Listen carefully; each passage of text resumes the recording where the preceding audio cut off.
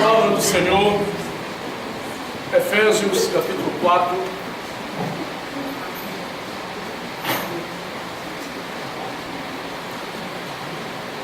Efésios capítulo 4, a partir do versículo 17.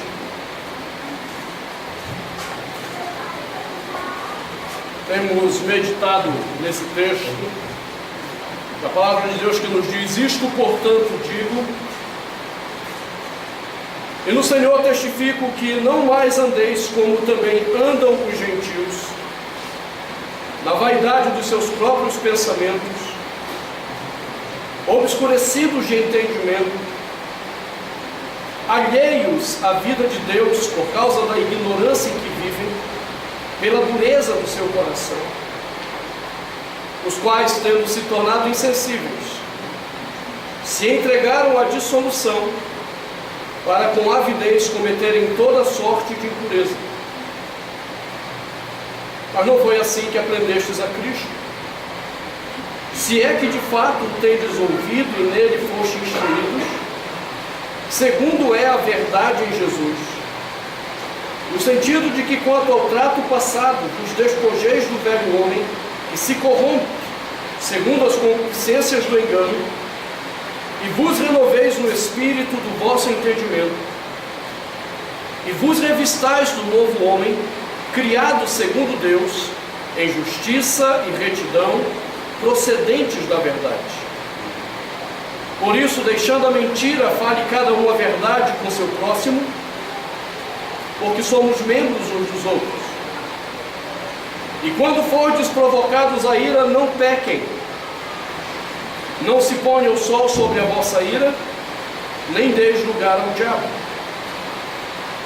Aquele que furtava, não furte mais. Antes trabalhe, fazendo com as próprias mãos o que é bom, para que tenha com que acudir ao necessitado. Não saia da vossa boca nenhuma palavra torpe, e sim unicamente a que for boa para a edificação, conforme a necessidade, e assim transmita graça aos que ouvem. E não provoquem a ira do Espírito de Deus, no qual fostes selados para o dia da redenção. Longe de vós toda amargura, cólera, ira, gritaria, blasfêmias, e bem assim toda malícia. Antes sede uns para com os outros benignos, compassivos, perdoando-vos uns aos outros, como também Deus em Cristo vos perdoou. Palavra do Senhor. Demos graças a Deus. Senhor, nós te agradecemos por essa hora bendita, hora em que nos reunimos para te adorar, para te cultuar, mas também nos reunimos, Pai, porque queremos ouvir a tua voz, queremos ouvir a instrução do Senhor para a nossa vida, a palavra do Senhor que molda, transforma, restaura o nosso ser a ti mesmo. E pedimos então que o teu Espírito nesta hora, Senhor, nos encontre, que o teu Espírito venha falar conosco, que o teu Espírito tome os nossos corações em tuas mãos, para que possamos te ouvir, em nome de Jesus. Amém. Amém. Podemos sentar.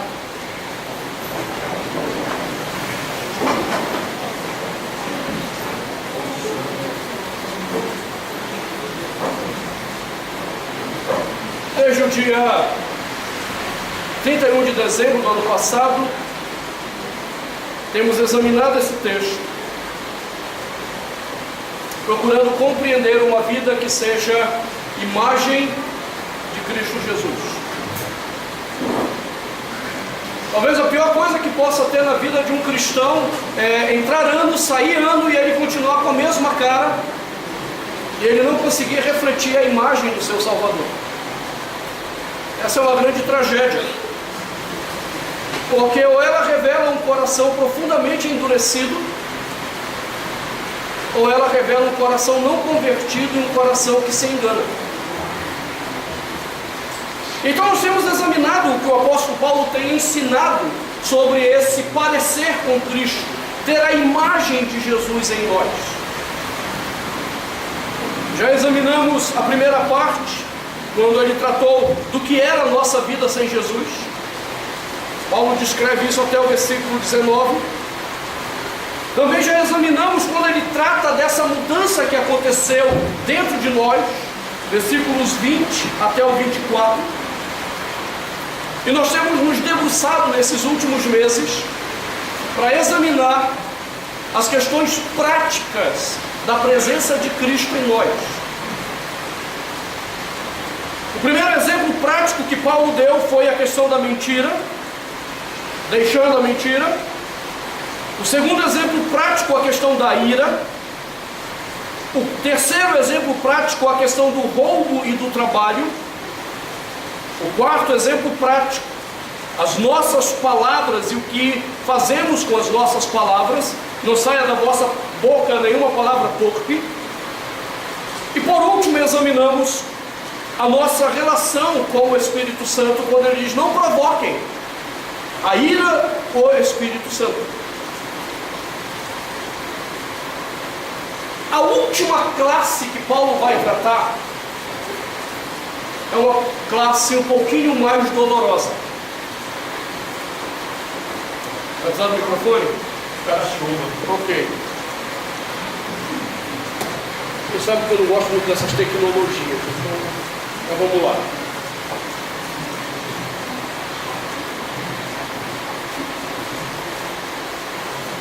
Melhorou? Não, para ouvir melhor? Ok. Paulo entra numa questão que é profundamente dolorosa agora. Porque agora ele vai entrar no nosso coração. As questões que operam dentro do nosso coração, nos nossos relacionamentos.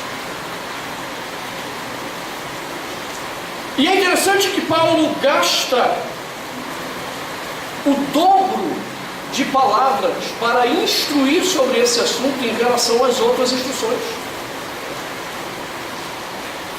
E o próprio Paulo descreve isso em algumas minúcias bem interessantes,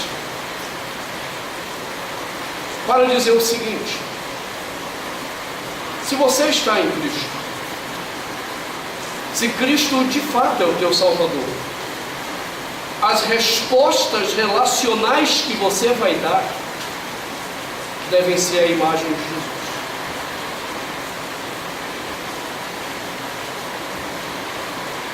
É por isso que versículos 31 e 32 não há uma única palavra, porque Paulo está tratando agora das respostas nos nossos relacionamentos. Como nós respondemos às situações que nascem do relacionar-se com o outro. E observe que de cara ele toca num ponto delicado. Ele diz: longe de vós toda a amargura.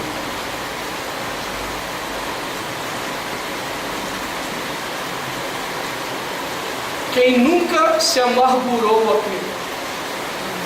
Abaixo de 5 anos. Abaixo de 5 anos, quem nunca teve uma amargura no coração aqui? E eu não sei se você entendeu o que Paulo disse. Ele disse que o que ele vai mencionar agora deve estar longe de nós. Ele vai tratar de amargura, ele vai tratar de cólera, ele vai voltar à ira, ele vai tratar da gritaria. Vocês vão entender isso depois. Ele vai tratar de blasfêmias no relacionamento e de malícia. E observe que a palavra dele não é: irmão, controla isso, viu? Paulo não está dizendo: irmão, olha, tenha domínio sobre essas coisas, viu, irmão? Irmão, conta até 3, não, conta até 10. Alguns a gente tem que dizer: conta até 1000. tão irado, tão amargurado, que ele conta até 10. Quando eu digo 10, eu tenho até 1000 para essa pessoa. Então, Paulo não diz nada disso. Paulo diz: longe de vós. Nenhuma dessas coisas pode chegar perto do meu coração. Nenhuma dessas coisas pode estar perto de um coração que é rendido a Jesus. Essas coisas são próprias de homens ímpios, de pessoas sem Deus, que vivem pela sua justiça própria. Essas coisas são próprias de pessoas que querem viver no pecado, na lei da retribuição da sua própria justiça, mas essas coisas não são próprias daqueles que amam ao Senhor.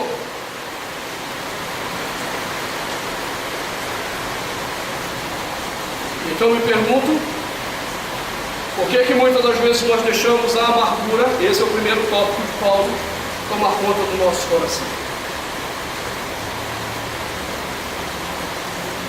E a única explicação possível é: ou não somos convertidos, ou convertidos, não estamos cheios da presença de Jesus em nós. Porque se tivéssemos a presença de Cristo em nós, a presença dele seria o repelente das respostas de amargura.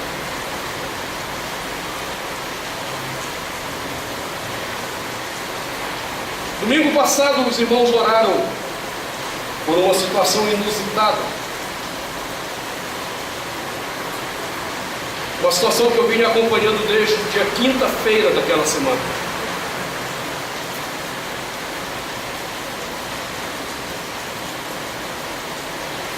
Eu estava vindo para o culto, quando eu recebi a ligação, pedindo para ir para lá, porque a pessoa havia expulsado o marido de casa, a filha, e ia se matar.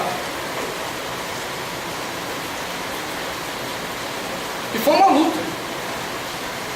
Eu saí de lá, era mais de 11 horas da noite. Quando eu cheguei lá, a casa estava totalmente fechada.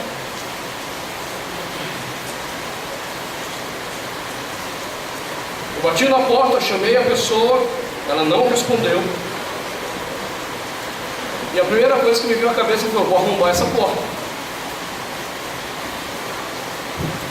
Porque ela já havia tentado, de fato, o suicídio na quinta-feira. Aí eu pedi ao sobrinho dela para pular o muro que tem lá e tentar falar com ela. E ela decidiu me atender. Primeiro eu tive que conversar com ela pela janela, que ela não queria abrir a porta. Depois fui conversar com ela, ela abriu a porta, fomos conversar. Depois de um bom tempo de conversa, ela disse: pastor, antes do Senhor chegar, eu estava preparando para me matar mesmo.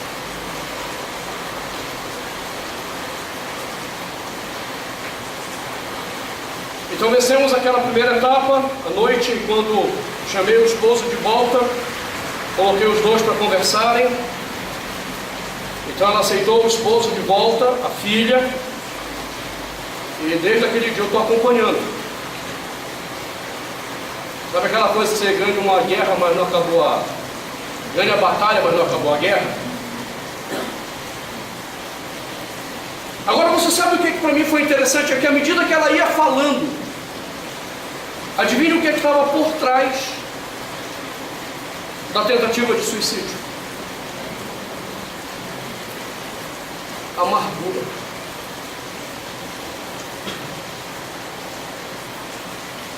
Profunda amargura.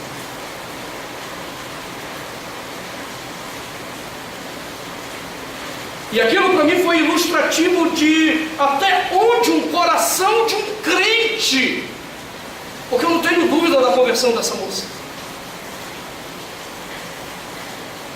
Sabe aquela coisa do apóstolo Paulo, quando ele fala para Timóteo: eu conheço a tua fé eu conheço a fé dessa moça desde muito tempo, desde quando ela conheceu a Jesus.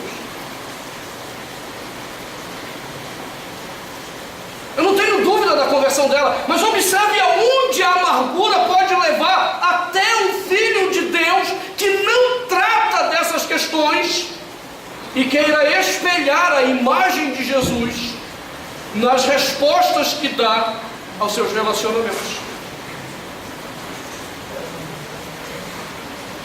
Quem nós queremos espelhar no nosso relacionamento?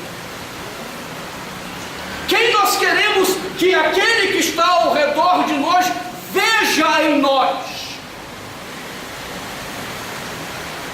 Dia após dia, vários cristãos têm dito: vejam a mim, vejam a minha fé, vejam como eu sou. E logo elas começam a descobrir as raízes pecaminosas das respostas relacionais.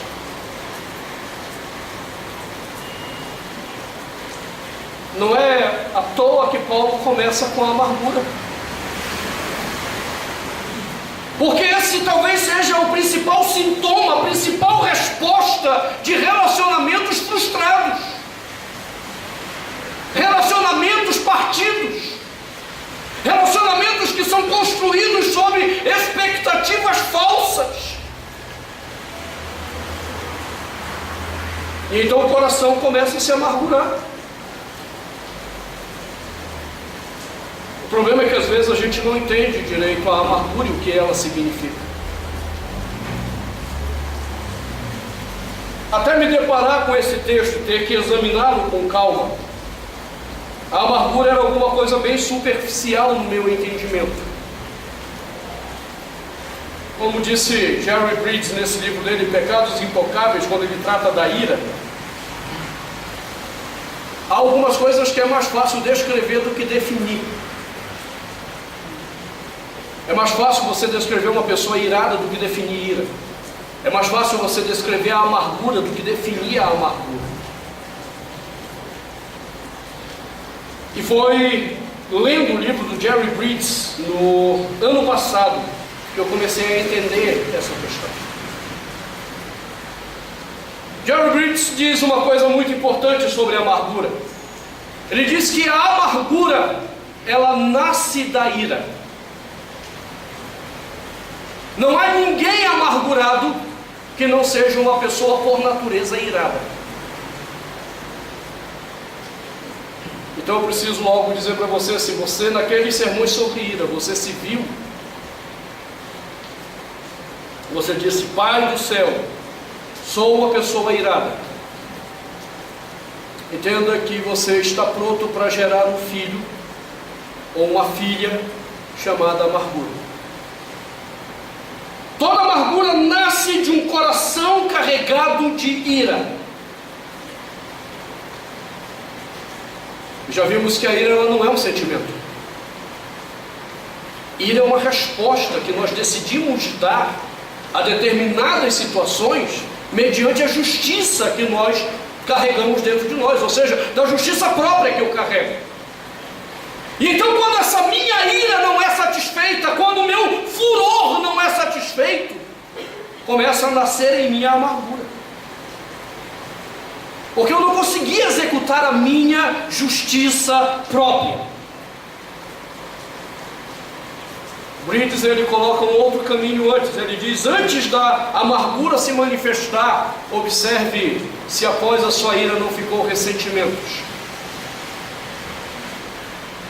Porque os ressentimentos são exatamente essa dor no peito que a gente toma de determinadas situações e que, em vez de curar e tratar, a gente internaliza. Você já viu um animal ferido? O que é que o animal ferido faz com a sua ferida? Ele fica lambendo a ferida. Pessoas ressentidas são animais feridos que ficam lambendo as suas feridas.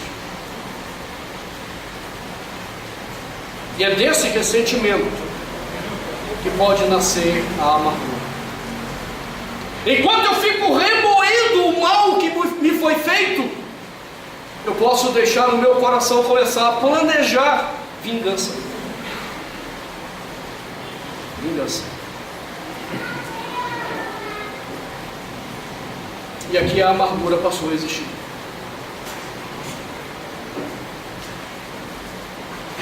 Eu sei como é que isso funciona. Eu de tempos em tempos tenho que lidar com algum pensamento maligno dentro de mim, com a questão da amargura. Eu já disse para vocês, uma vez eu fui ao restaurante com o Josi. Então eu entrei na fila e tinha um cara limpando o prato dele. E eu passei. Ele não estava na fila. E aí quando eu passei, fui ao balcão dos alimentos, ele olhou para mim com uma cara feia. E eu não vi, graças a Deus, porque cara feia para mim é fome. E graças a Deus que eu não vi, porque provavelmente ele ia despertar mais a minha ira. E aí Josi me deu um cutucão e disse, olha, não acho que você quer passar da frente dele. Mas eu não estava na frente. E eu olhei para ele e disse, por favor, passe. Ele passou. Crente piedoso esse, né? Seu pastor é um homem muito piedoso. Por favor, passe. Não vou discutir. Quando ele passou, eu fiquei pensando, ah, seu miserável. Dá sorte que eu sou crente. E eu comecei a pensar, se não fosse Jesus, eu ia te dar tanta porrada. Eu ia arrebentar a tua cara. E eu comecei a pensar nisso.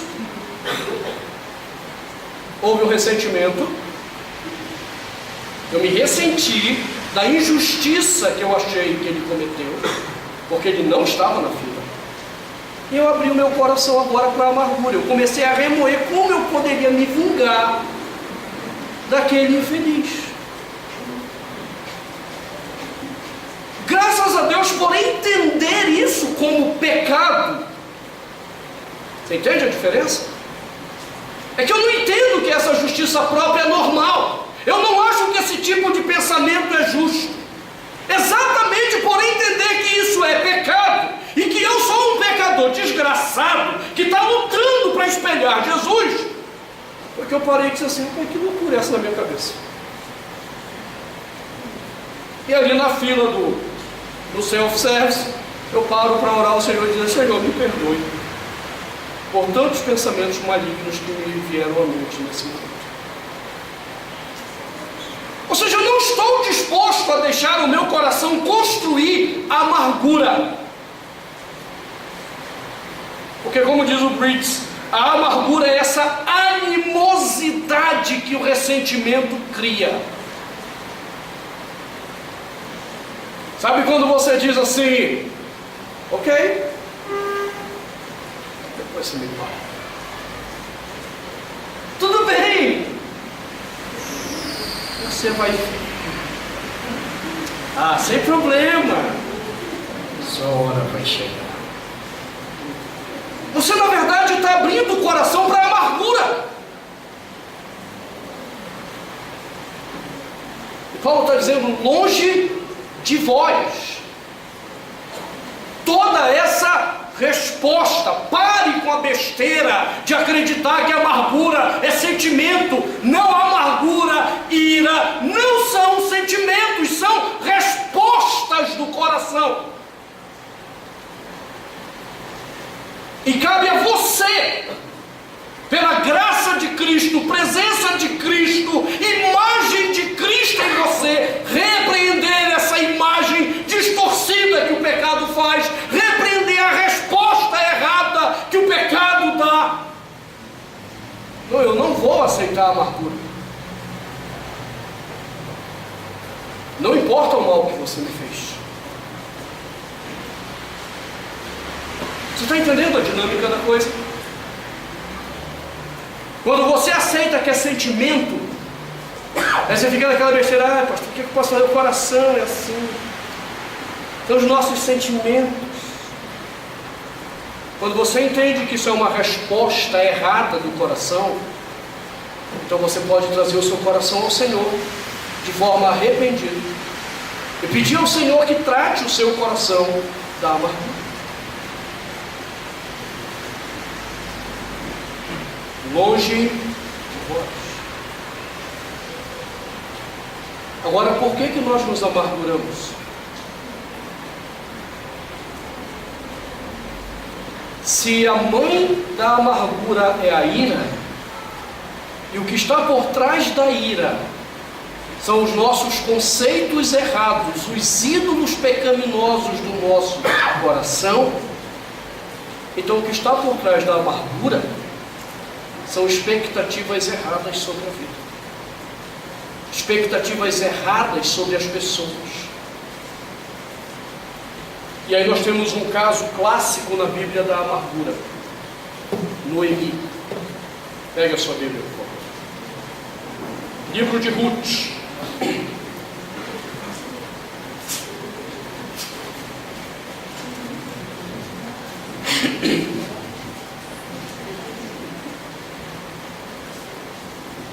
Capítulo 1.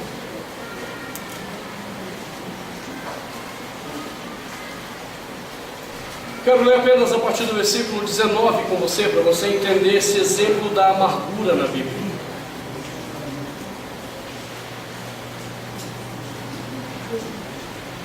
Então, ambas se foram, ela e a sua nora Ruth, até que chegaram a Belém.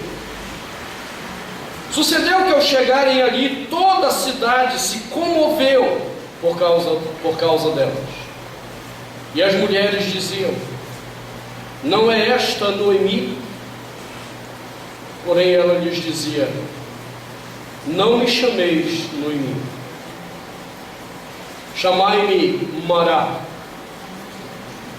Nossa tradução diz Mara, mas a pronúncia correta é Mará, porque grande amargura me tem dado o Todo-Poderoso. Ditosa eu parti, porém o Senhor me fez voltar pobre. Por que, pois, me chamareis Noemi, visto que o Senhor se manifestou contra mim e o Todo-Poderoso me tem afligido? Você lembra da história dessa mulher? Capítulo 1, versículo 1 diz que estava tendo fome em Israel. Ela e sua família decidiram partir dali em busca de algo melhor. Diz ela que ela saiu de lá ditosa, e contrasta a palavra ditosa, que é o nome dela, Noemi, com pobreza. Então ela saiu com algum recurso. Quando ela chega naquela terra, o marido dela morre. Mas ela tinha 2 filhos. E então ela ainda não é Mará. A palavra Mará, que a gente chama de Mara em português, significa amarga. Isso que é estranho esse nome de mãe que pai dá nome para a filha de Mara. Mas ela é Mara, amarga. Estranho isso. Ela ainda não se chama de Mara, ela não se chama de amarga. Por quê? Porque morreu o marido, mas ela tem 2 filhos para sustentá-lo. Os 2 filhos morrem. Sobram 2 noras. A terra que era próspera começa a ficar pobre, começa a ter fome. E o texto diz que a terra de onde ela saiu voltou a ter pão. Então ela vai embora de volta em busca desse pão. Só que agora ela volta sem nada. Na terra que tem pão, ela é apenas uma mendicante.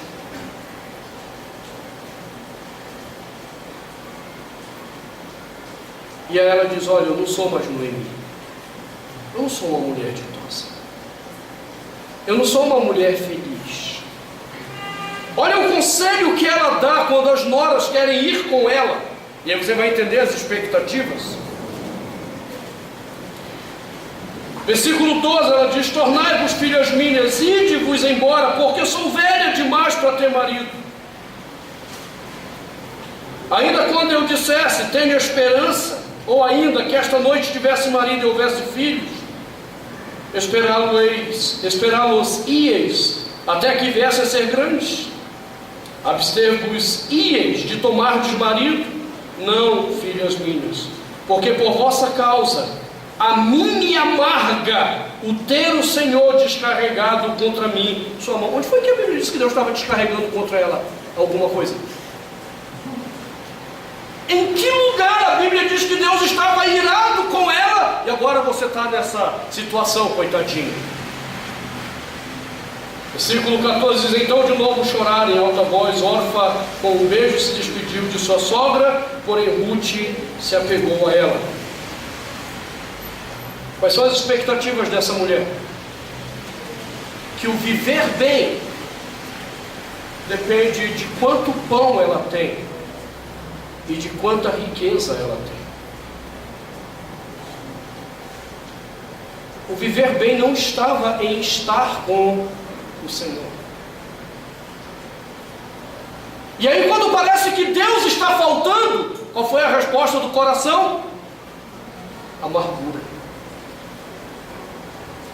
O coração se amargurou. Cadê Deus que não me responde? Onde está Deus que não vê a minha situação?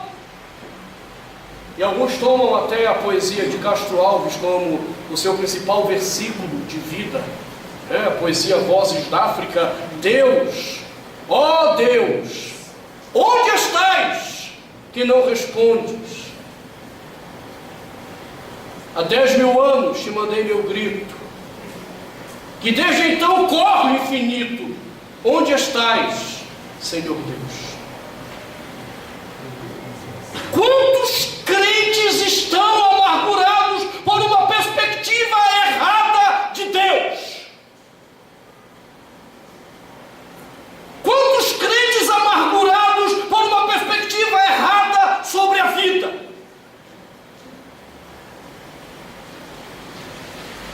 Quantos crentes amargurados por uma perspectiva errada sobre a fé? E o que é pior, quantos crentes amargurados por uma perspectiva errada sobre o outro? Em quem Noemi havia depositado a confiança dela?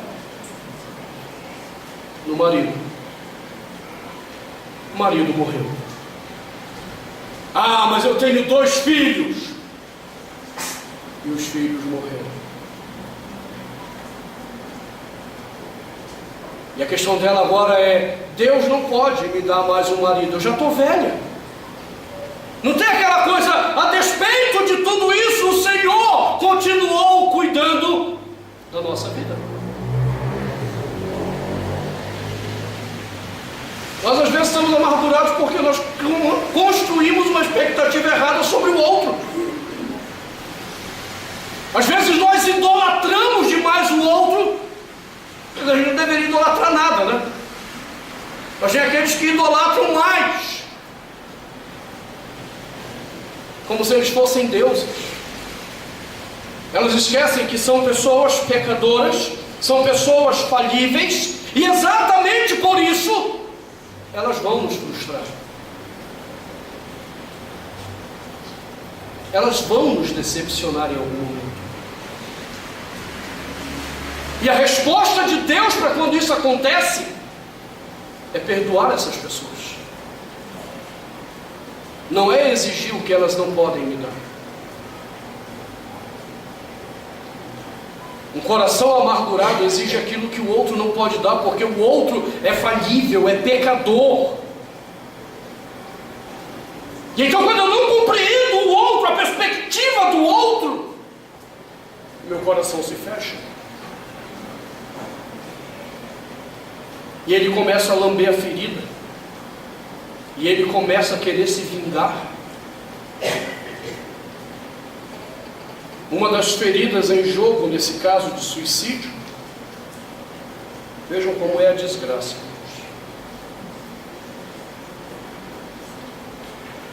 é que durante muito tempo o marido insistiu que a mulher tinha que trabalhar fora. E ela nunca quis trabalhar fora. O desejo dela era ser uma mulher totalmente bíblica. E antes que você me pergunte, uma mulher totalmente bíblica não trabalha fora. Não é dado à mulher, biblicamente, o papel para trabalhar fora. Situações podem acontecer, necessidades podem surgir que exigem a mulher trabalhar fora, mas esse não é o padrão de Deus. No caso específico, não era necessário, porque o marido ganhava razoavelmente bem.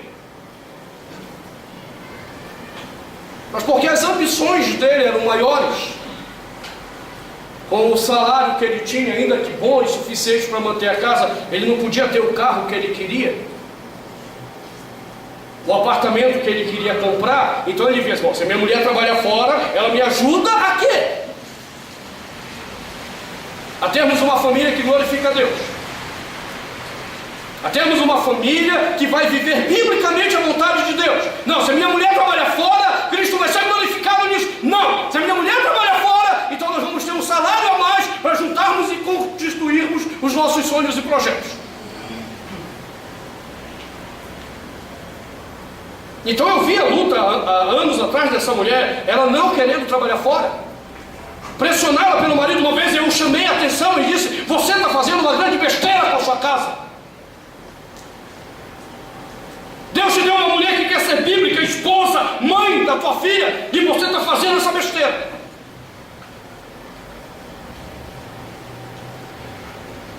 Eu pensei que ele tinha entendido isso. Na conversa de domingo eu entendi que ele não tinha entendido nada. E ela disse: ele me venceu pelo cansaço. Aí ela estava me falando que ela se preparou para fazer um concurso. E se preparou mesmo. E deu uma confusão lá. Ela crente que estava paga a inscrição dela não estava paga. E descobriram isso na véspera do concurso. Isso acumulou mais uma das frustrações.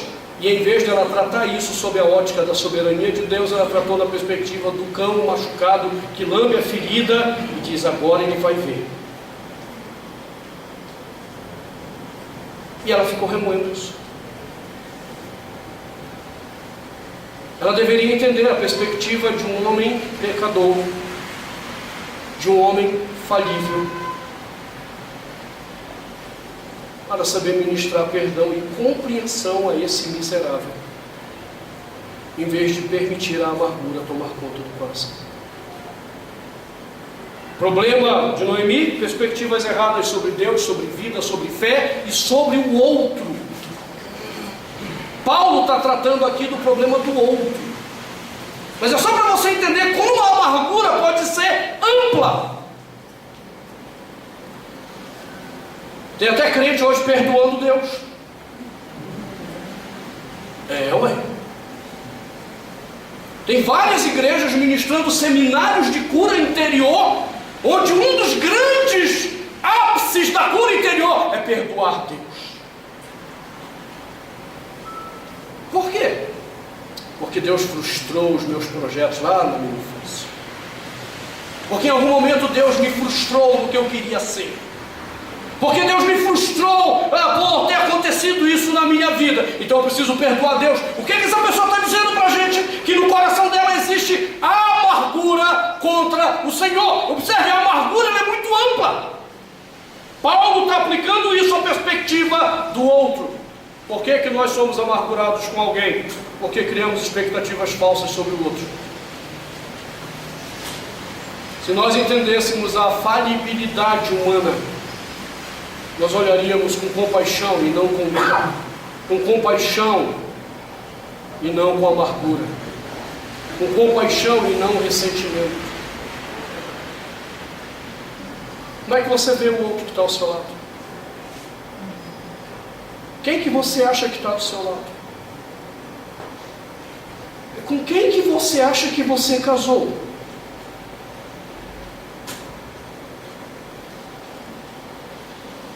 Quando David Harvey escreveu o livro Quando Pecadores Dizem Sim, um monte de gente ficou escandalizado. Não, você não está casando com o príncipe encantado dos seus sonhos. Antes de Josi me conhecer, ela tinha a convicção de que viria alguém num cavalo alado para resgatá-la das masmorras do seu coração.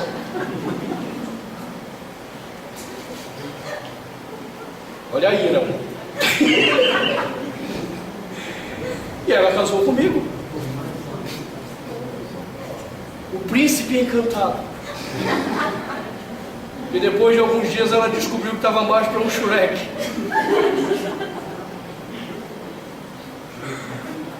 Não um homem santo, mas um pecador. Compreende essa distinção? Eu sou santo apenas no sentido de que o Senhor me separou para Ele. Sou separado para Ele trabalhar em mim. Então eu não sou santo por natureza. Eu sou um pecador. E se ela não tem essa expectativa certa de um pecador com quem ela é casada, adivinha como o coração dela vai reagir a certas coisas? Como um cão lambendo a sua ferida, gerando amargura no coração. Ah, você me paga. Veio lá cheio de pompa no avião, dizendo que me amava. Agora você faz isso? Você vai ver. Expectativas erradas. Depois Paul Tripp escreveu um outro livro ainda sobre isso, chamado O que Você Esperava. Você está casado com um pecador. Agora deixa eu ampliar um pouquinho. Sabe, o teu melhor amigo é um pecador. Ele vai trair tua confiança em algum momento. E ele não deixou de ser teu melhor amigo, ele apenas foi insensato numa atitude. Por que você se amargurou com ele? Porque você criou expectativas falsas.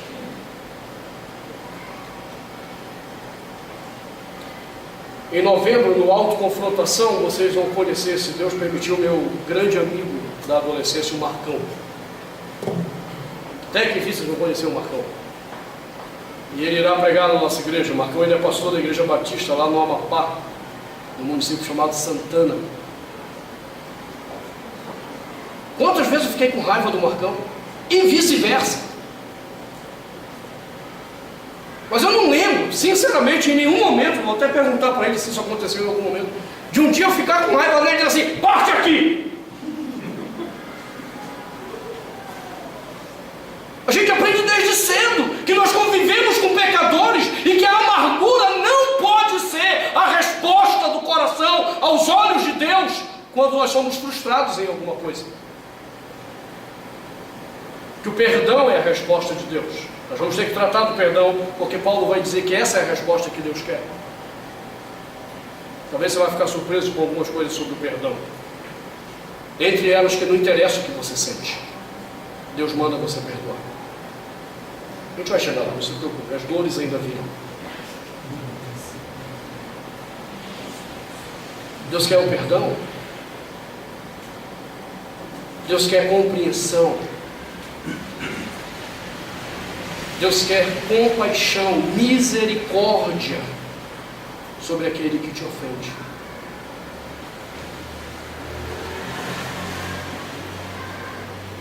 Você entendeu por que a amargura não pode ficar no nosso coração?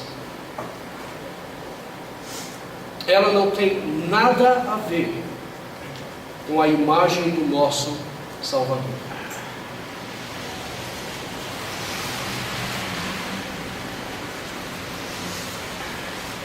Crucificado na cruz,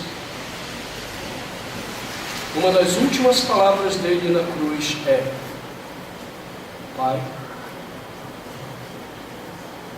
perdoa-lhes, porque não sabem o que fazem.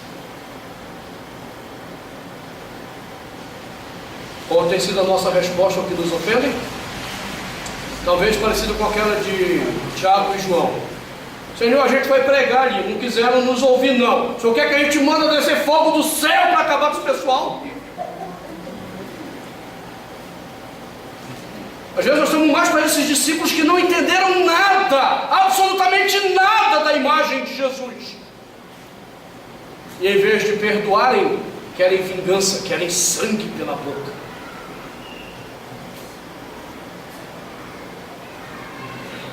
Você entende? A amargura não condiz com alguém que diz estar em Cristo.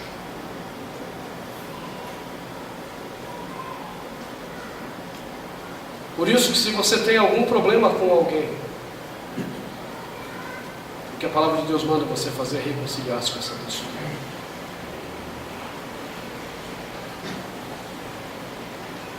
Se alguém tem algo contra você, você não deveria nem estar nesse culto essa noite. Você deveria primeiro reconciliar-se com essa pessoa.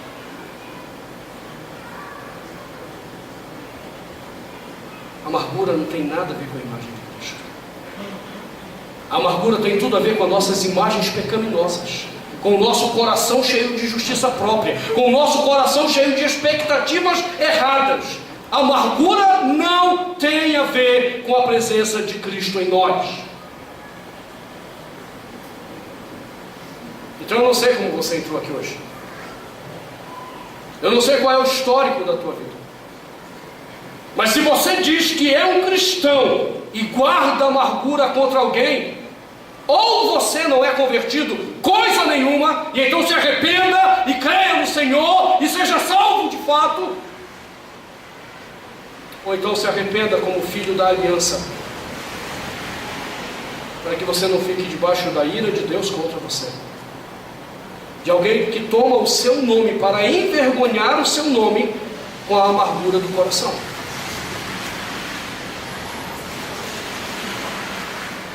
Você tem algo contra alguém essa noite? Pois tome a decisão de sair daqui e se reconciliar com ele.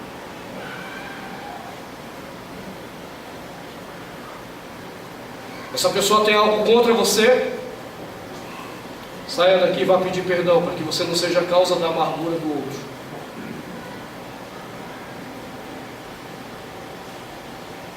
E nisso Cristo será revelado na sua vida. Cristo não vai ser revelado pelo quanto você fala dele. Cristo não será revelado pelo quanto você ora, lê a Bíblia, vem à igreja. Os hipócritas fazem isso, os fariseus faziam isso e eram melhores do que você. Cristo será revelado pela atitude que você tem nos seus relacionamentos. Cristo será visto em você e você será moldado à imagem do Salvador à medida que as tuas respostas relacionais excluírem a amargura. Arrependa-se. Conserte a sua vida com o Senhor. Conserte a sua aliança com o outro. Feche seus olhos, vamos orar.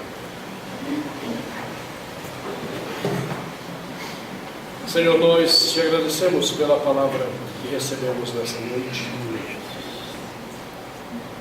porque ela afronta o lugar comum do nosso coração, que se enche de justiça para viver amargurado em muitos momentos. Coração pecaminoso que acolhe a amargura como se fosse um benefício e não um grande pecado que desonra ao Senhor. Nos perdoa, Senhor, por todas as vezes que o nosso coração se fechou para o nosso próximo. Nos perdoa todas as vezes que o nosso coração se fechou para o nosso agressor. Porque devendo trazer ao Senhor e ministrar perdão, decidimos nos fechar em nós mesmos com as nossas justiças. Perdoa-nos, Senhor.